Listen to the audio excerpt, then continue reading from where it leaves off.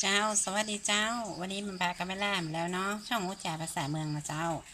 วันนี้แม่ล่าจะแปลมาตำน้ำพริกตาแดงนะเจ้าน้ำพริกตาแดงของกินเมืองเหนือฮะนะเจ้ากับบะฟักแก้วนึ่งนะเจ้ามีบะถั่วเนาะถ้ามีพักละนะเจ้าเดี๋ยวแม่ล่าจะเอาไปนึ่งเนาะแล้วน้ำพริกตาแดงเขาก็มีนี่นะเจ้าพริกแห้งแกนใหญ่นะเจ้าเดี๋ยวแม่ล่าจะเอาไปคั่วเนาะ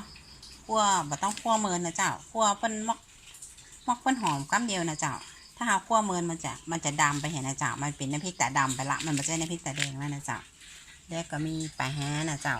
ปลาแห้นี่ไม่ได้เอาไปลวกเอาไปต้มมาแล้วนะเจ้ามันสุกแล้วเนาะแล้วก็มีหอมขาวเจ้ากระเทียมกระเดียดจะไปคั่วเหมือนกันนะเจ้าไม่ได้ใจก็หอมเตรียมนะเจ้าหอมแดงมาใจเนาะถ้าเอาใส่หอมแดงนี่มันจะส้มนะเจ้าน้ำพริกเขาจะส้มเนาะแล้วก็มีชูรสนะเจ้าเดี๋ยวไม่ได้จะเอาพริกไปคั่วเนาะ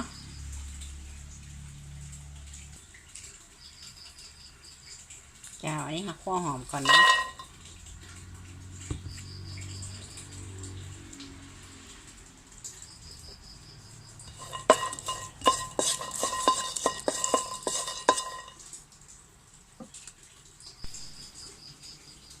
เอาคั่วหอมได้ประมาณนี้แล้วนะเจ้า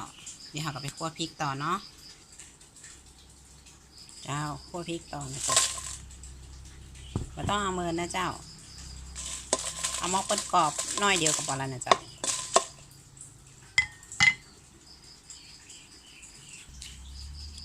อันนี้ก็คั่วแล้วนะเจ้าประมาณนี้นะเจ้าต้องเอามันไอ้ดำเกินไปนะเจ้าไม่อีกกับพอแล้วเจ้าเอาคั่วแล้วเราก็มาทิ้งไว้สักกรัมนะเจ้ารอเปิ้นกรอบนะแล้วเราก็เอาไปตำนะเจ้าพี่เขากรอบดีแล้วเนาะเขาก็มาตำเลยนะเจ้าใส่พริกใส่กระเทียมนะเจ้า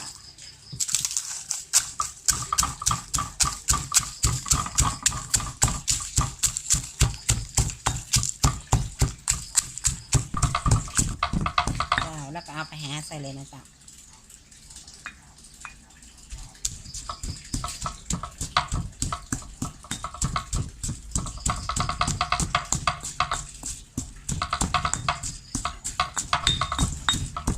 แล้วก็ชูรสใส่เลยนะเจ้า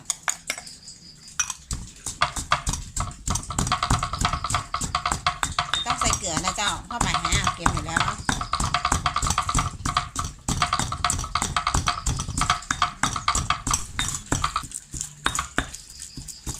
อันนี้นะพี่เขาก็ตำเรียบร้อยแล้วนะเจ้าเป็นไรนะเจ้า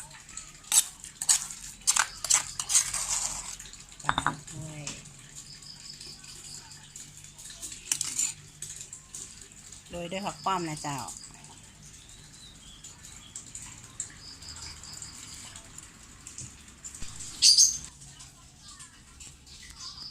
อันนี้พร้อมเสิร์ฟแล้วเนาะกับนี่นะเจ้าปักแก้วหนึ่งเนาะปลาทั่ว